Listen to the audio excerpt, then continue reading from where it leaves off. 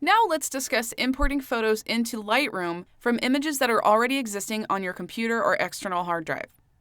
This is a very simple process, and we'll start out by clicking Import on the bottom left. Now I don't have any memory cards connected to my computer right now, so the only option that Lightroom is giving me is to add files.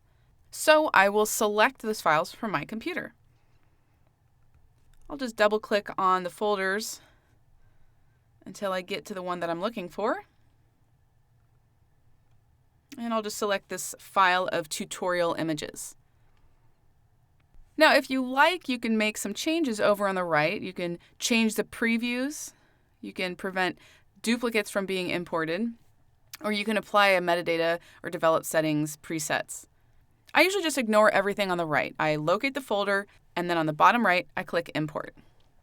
Now these photos are automatically imported into their current location, but now Lightroom can actually see them in the database.